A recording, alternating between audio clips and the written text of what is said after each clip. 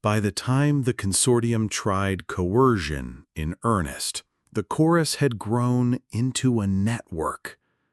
Mara found herself coordinating rotating ensembles from the city, the coasts, and the scattered farms. A tangle of voices and instruments, some ancient, some handcrafted. They learned to rest each other. They learned to cultivate patience in a way the planet could take. They called what they planned the concert of return. It was a foolish, beautiful phrase that sounded like a promise. The idea was simple in speech. A chain of concerts across swaths of Luyira, synchronized by solar markers and tide lamplight, to sustain the index over weeks, not hours. It would be communal and continuous, a human festival in the service of an entire biosphere.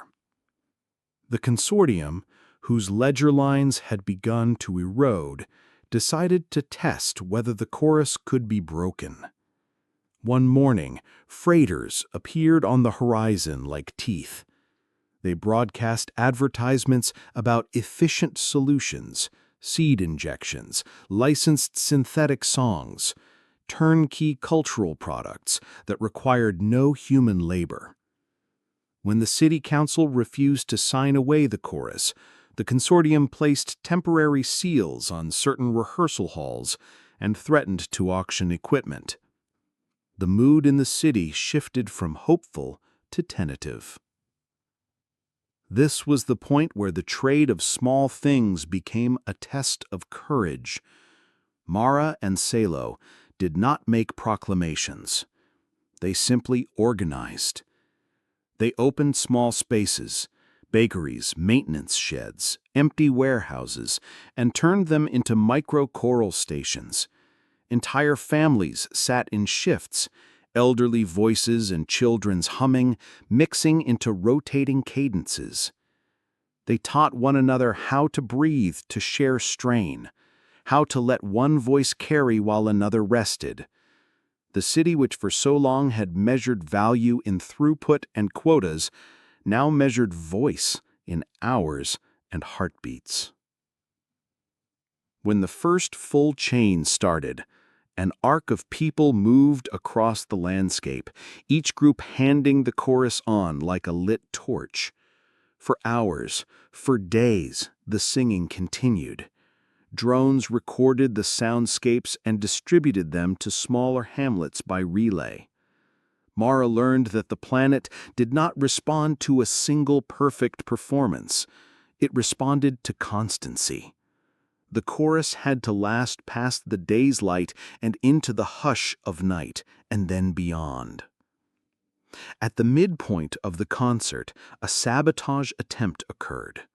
Saboteurs, consortium sympathizers, agents who had been paid and then regretted the payment, sabotaged a relay tower, muting a whole district's amplifier. For a moment, the chain broke, and a hush moved like a fog. People faltered. Memories of past failure rose like specters.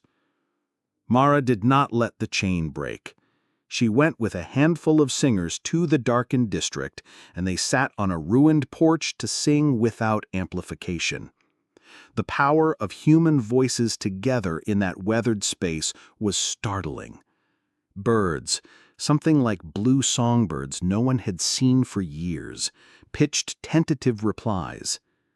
Children who had once played by the river came and hummed along.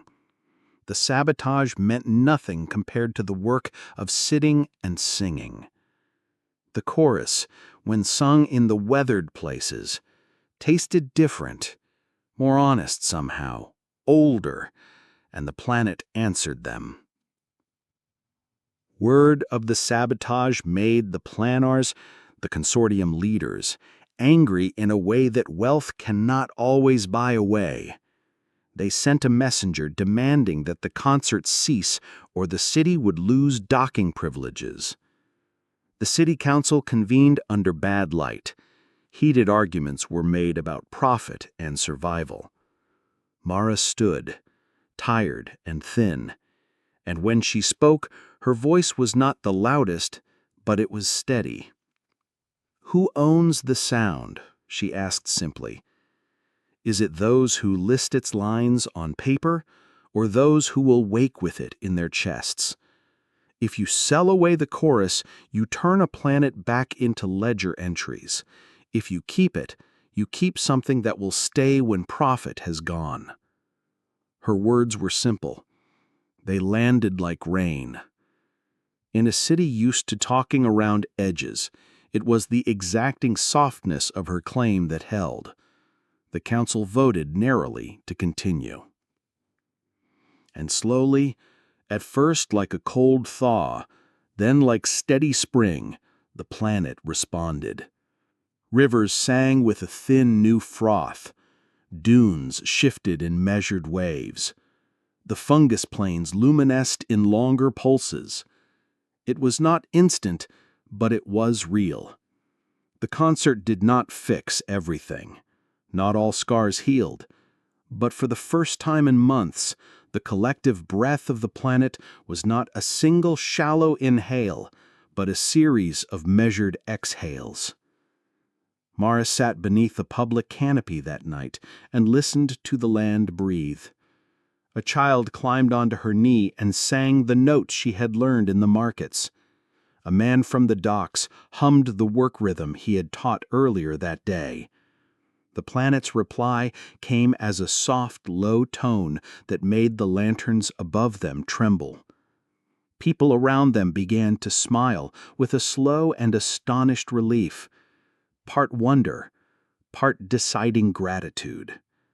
They had given a song, and the planet had given back.